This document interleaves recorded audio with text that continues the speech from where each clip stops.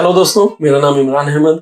आज मैं आपके सामने एक नया वीडियो लेके आया हूँ। ये वीडियो थोड़ा अलग है मेरे बाकी वीडियो से, क्योंकि आज मैं इंडिया में जो कोरोना के हालात बने हुए हैं, उनके बारे में डिस्कस करूंगा।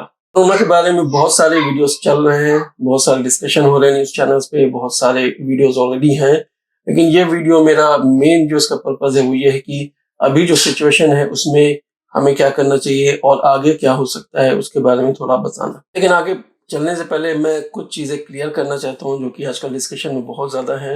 लोगों का ये डिस्कशन में कहना है, या फिर आप वीडियोस में भी देखें, इवन कि कल परसों कंगना ने भी ये वीडियो में कहा कि पूरी दुनिया में जब हो चुका है, अमेरिका में हो चुका है, इटली में हो चुका है, यूरोपियन देशों में भी हो चुका है, तो इंडिया में हो गया तो कौन सी बड़ी बात हो गई है।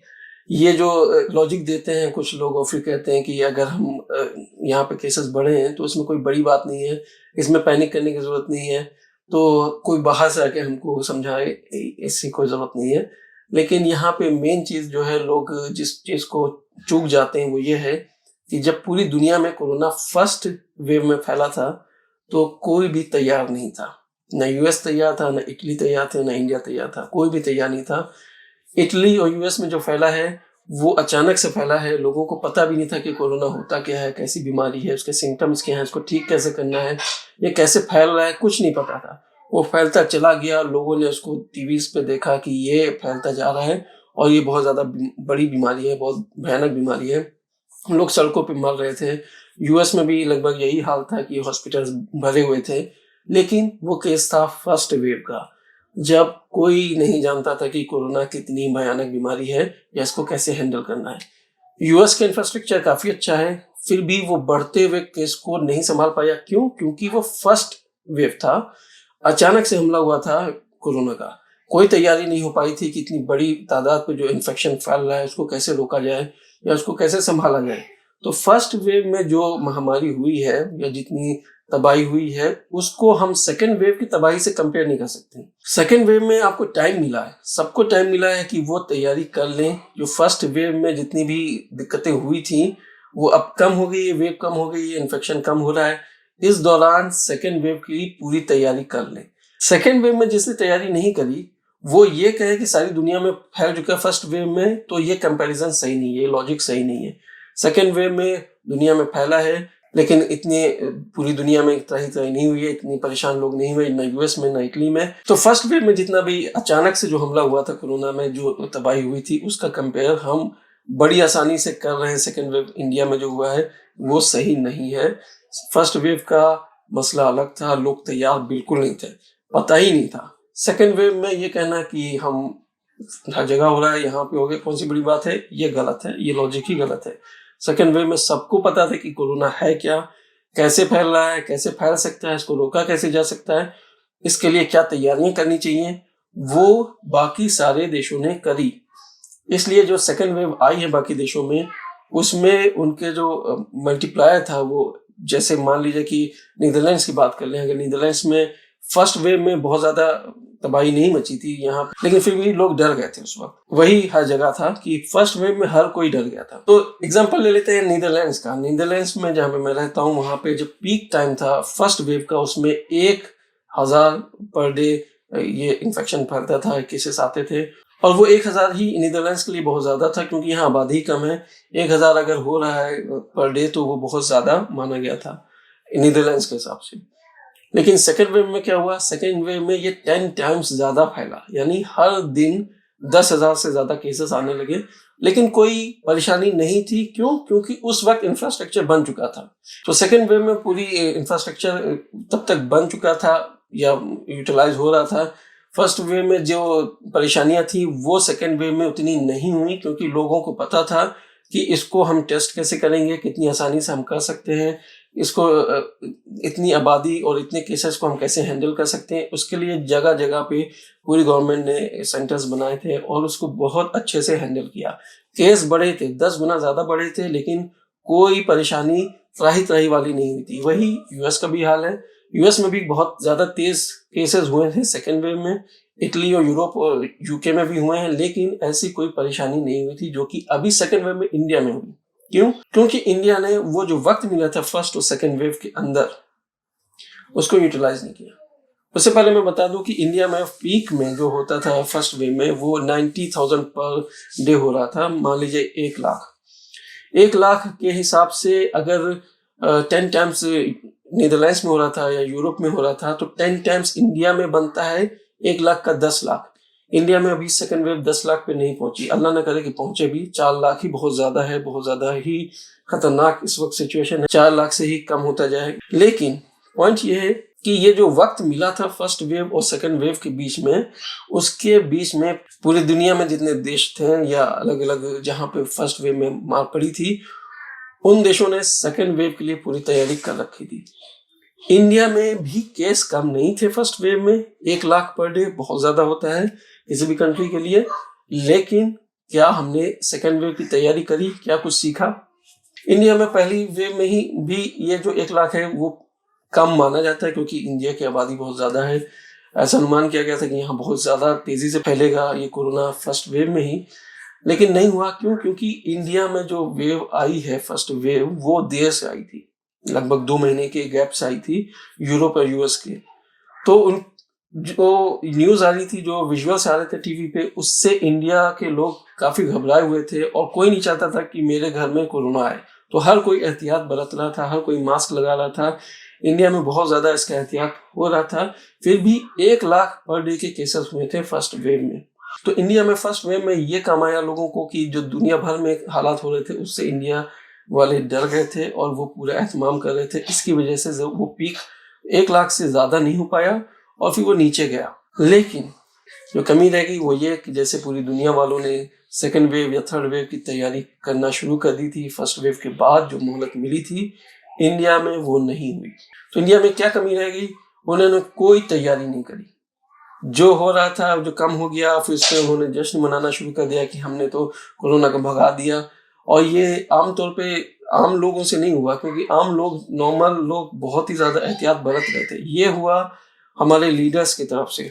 तो यहाँ पे जो एनालिसिस करने की जरूरत है वो ये है कि क्या हुआ फर्स्ट वेव और सेकेंड वेव के बीच में, दुनिया में क्या हुआ और हमारे यहाँ क्या हुआ। इंडिया में बेसिकली लोगों ने इसका जश्न मनाना शुरू कर दिया कि फर्स्ट वेव आई भी, बहुत ज्यादा पता नहीं चला और चली भी गई। फिर लीडर्स की तरफ से ये इशारे आने लगे कि हमने दुनिया में जो फैली हुई थी वबा उसको बड़ी आसानी से अपने घर से बाहर फेंक दिया, उसका जश्न मनाने लगे। और उसके बाद न सिर्फ ये कि वो इंफ्रास्ट्रक्चर सही करते, वो तो नहीं किया। पहला स्टेप ये था कि उसको सही करते, वो नहीं किया। दूसरा स्टेप जो उनको नहीं करना चाहिए था वो किया, वो ये कि लोगों के दिलों में से इसका डर निकाल दिया, इसका मजाक उड़ाया। तो लोग जो पहले डरे हुए थे फर्स्ट वेव के बाद, वो अब डरते ही नहीं थे। उनके सामने अगर कोरोना का नाम लेते तो वो कहते थे छोड़ो, ये सब नहीं होता है, यहाँ पे इंडिया ये सब झेल लेते हैं।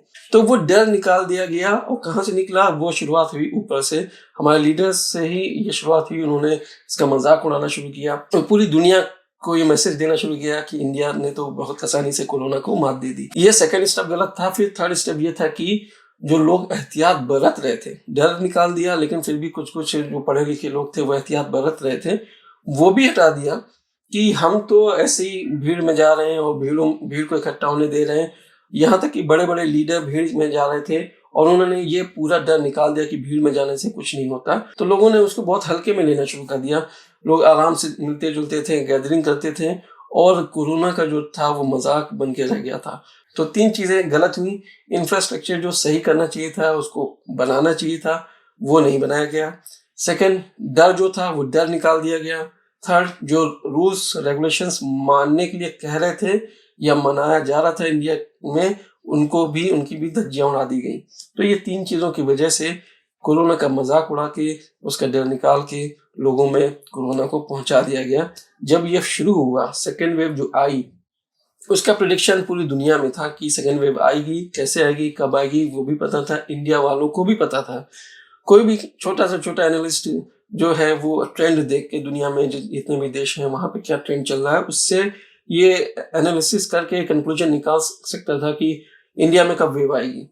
मैंने भी दिसंबर में निकाला था, क्योंकि दिसंबर में यूरोप में, नीदरलैंड्स में सेकेंड वेव आई थी। तो फर्स्ट वेव का जो गैप था इंडिया और यूरोप में वो ये 2 महीने का था। उसी हिसाब से मैंने अंदाजा लगाया था कि सेकेंड वेव जो इंडिया में आएगी वो फरवरी एंड या मार्च के शुरू में आएगी।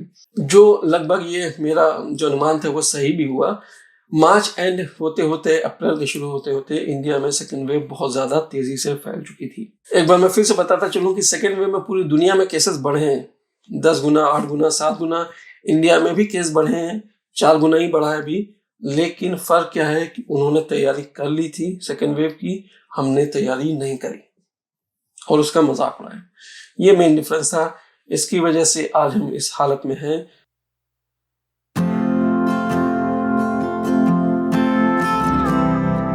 अपने पहले पार्ट में मैंने डिस्कस किया कि हमारे सेकेंड वेव में और दुनिया भर की फर्स्ट वेव को हम कंपेयर नहीं कर सकते।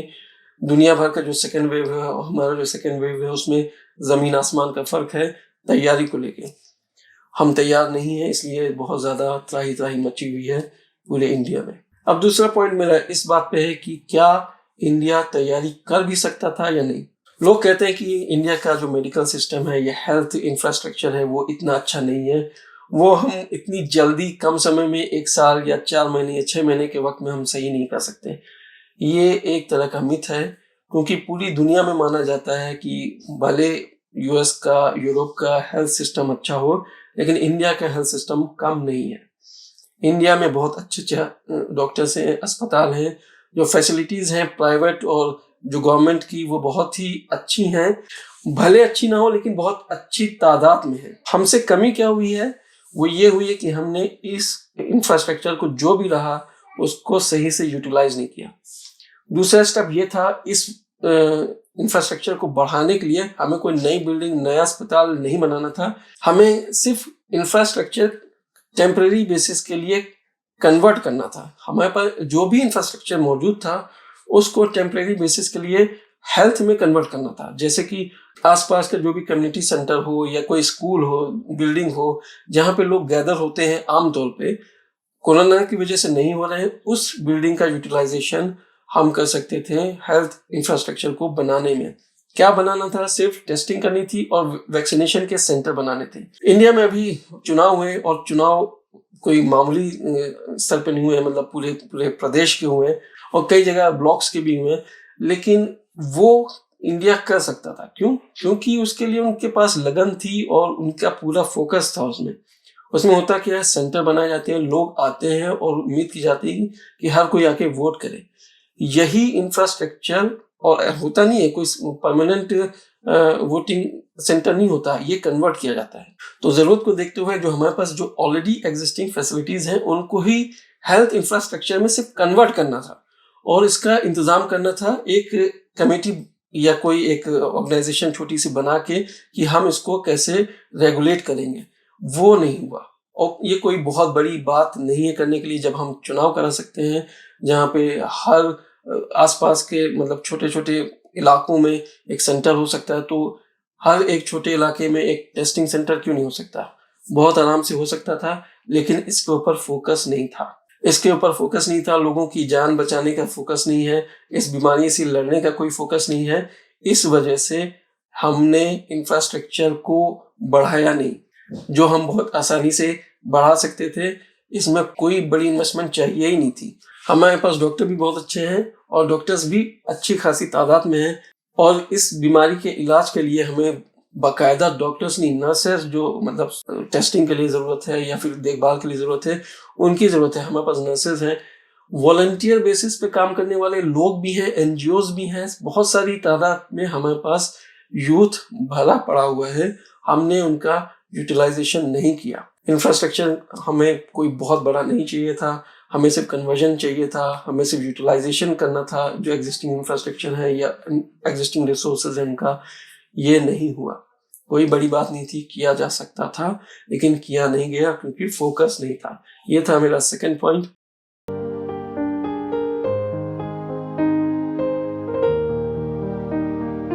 अब इस पार्ट में मैं अपना थर्ड पॉइंट में आता हूँ, जिसमें मैं ये बताना चाहता हूँ कि अब जो सेकेंड वेव आ गई है इसमें हो क्या रहा है। सेकेंड वेव आ गई है, हमारे पास कोई इंफ्रास्ट्रक्चर है नहीं और हॉस्पिटल्स में बेड नहीं है, ऑक्सीजन नहीं है।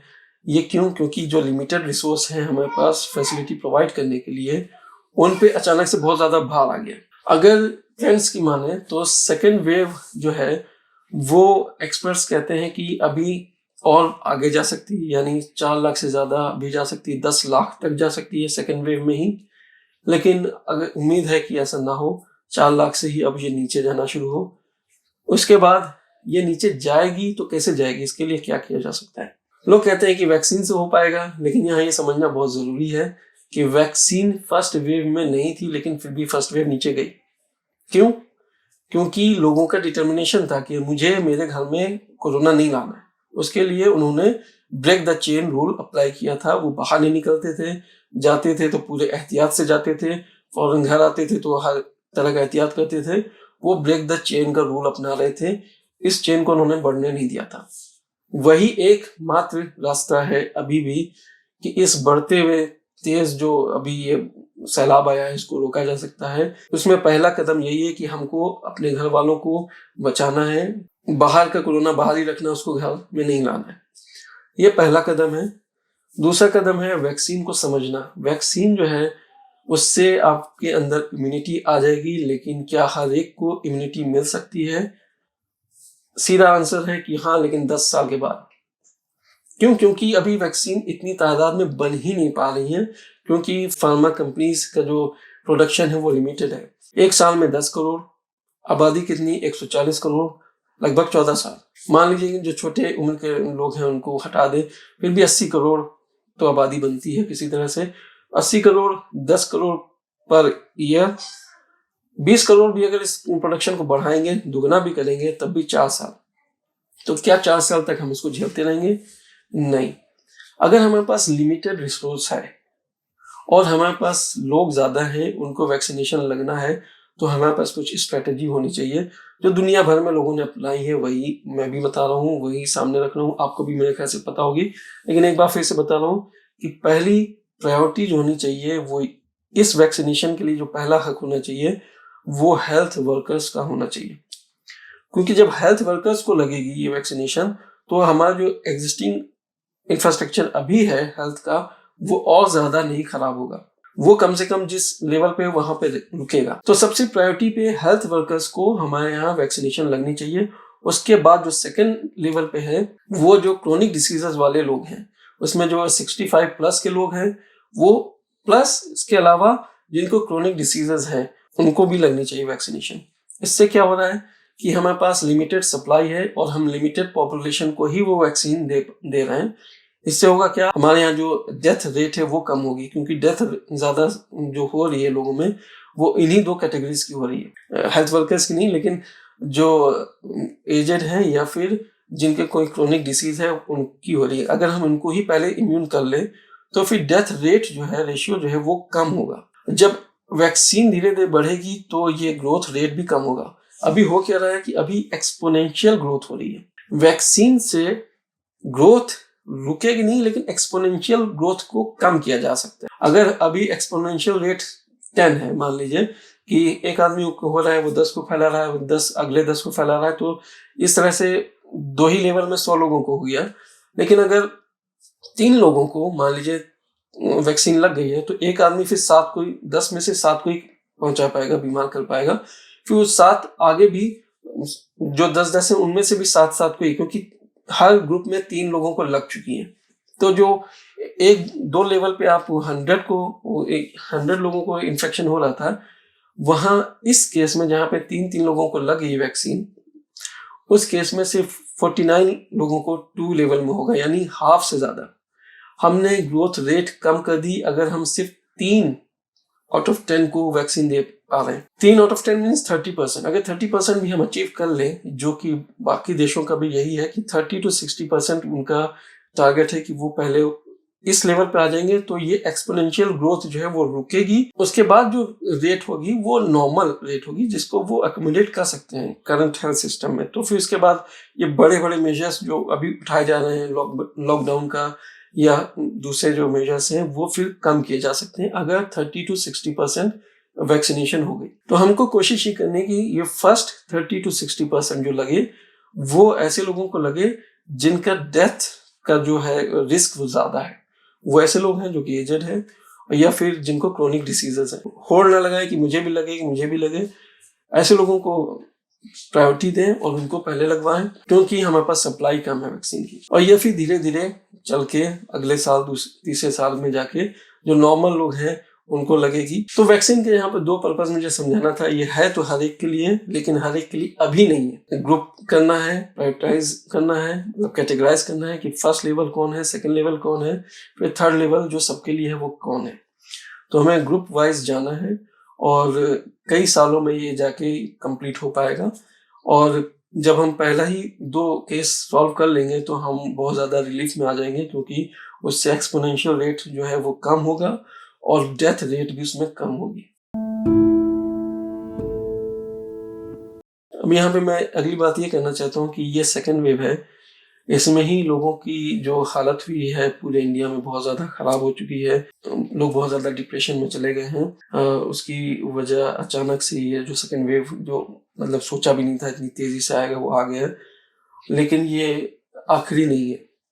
ट्रेंड के माने तो जो दुनिया भर में ट्रेंड चला है वो ये कि थर्ड वेव भी आएगी और इंडिया में भी आएगी, इसको नकारा नहीं जा सकता।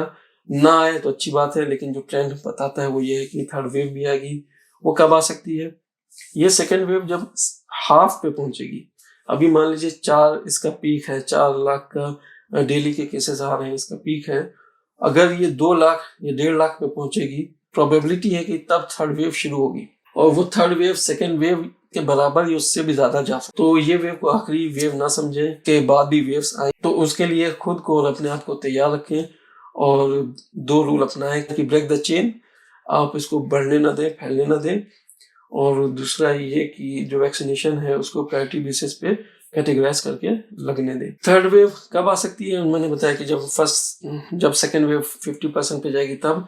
तो अब मेरे हिसाब से अगर एनालिसिस करें, जैसे अभी सेकेंड वेव है जो 1 महीना ही हुआ है, अभी बढ़ ही रही है या फ्लैट हो रही है मान लीजिए, तो अभी 1 या 1.5 महीना इसको और लगेगा। ये तेजी से ऊपर गई है लेकिन तेजी से नीचे नहीं आएगी। इसको अगर 1 महीने में इतना हाई हुआ है तो अभी 1.5-2 महीना इसको नीचे उतरने में लगेगा, और उस 1.5-2 महीने में ये हाफ तक जाएगी मेरे ख्याल से। फिर 1.5-2 महीने के बाद थर्ड वेव फिर आएगी। तो इससे आप मायूस ना हो, मैं कोई डरा नहीं रहा हूँ, लेकिन मैं आपको प्रिपेयर करा रहा हूँ कि ये 1.5-2 महीने के बाद भी ये सिचुएशन रहेगी। तो मान के चलिए 4-5 महीने का ये अभी और भी आपको झेलना है। इसमें मायूस होने की जरूरत नहीं, बस ये मैं इसलिए बोल रहा हूँ ताकि आप तैयारी कर लें। क्योंकि अभी जो देखा गया है वो ये कि जरा सा भी नज़ला हो रहा है, जरा सा भी फीवर हो रहा है तो लोग टेस्ट कराने के लिए जा रहे हैं। तो इसमें मैं कुछ चीज़ें बता दूं, डॉक्टर्स भी यही कह रहे हैं पूरे इंडिया में कि जब आपको सिम्टम्स लग रहा है तो आप कोने में हो जाइए अपने घर में, किसी से ना मिलिए, और जब बहुत ज़्यादा सीवियर हो तो फिर टेस्ट कराइए। लेकिन ये मान के चलिए कि आपको कोरोना हो गया तो आप अपने घर में कोने में रहिए। जब सीवियर कंडीशन हो तब आप ट्राई करिए कि हॉस्पिटल या डॉक्टर से मिलने की, वरना फिर बाहर मत निकलिए, इवन कि टेस्ट कराने भी नहीं।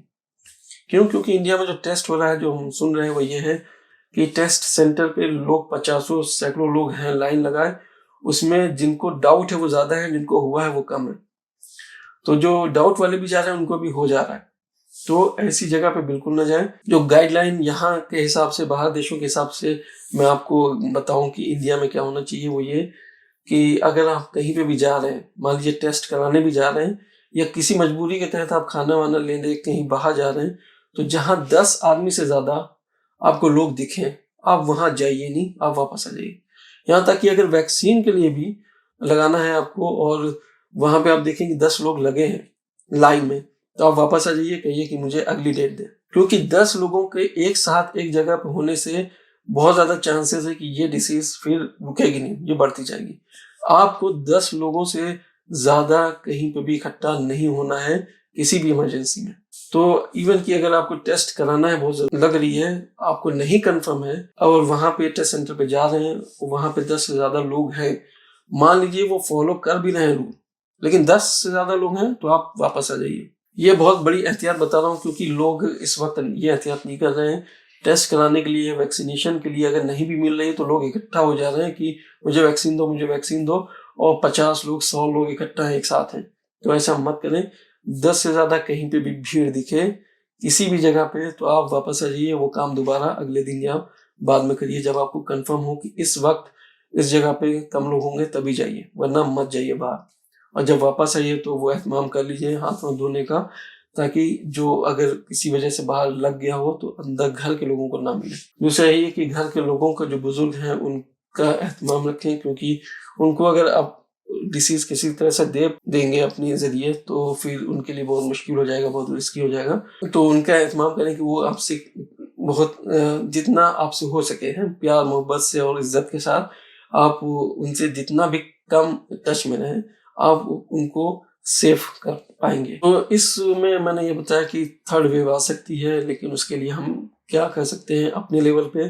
वैक्सीनेशन, इंफ्रास्ट्रक्चर, ये दूसरी कैटेगरी में चीज़ें हैं। पहली कैटेगरी में हम जो कर सकते हैं वो ये है कि ब्रेक द चेन, हम अपने घर में अपने ज़रिए कोरोना ना लाएं। ये बहुत ज़्यादा ज़रूरी है।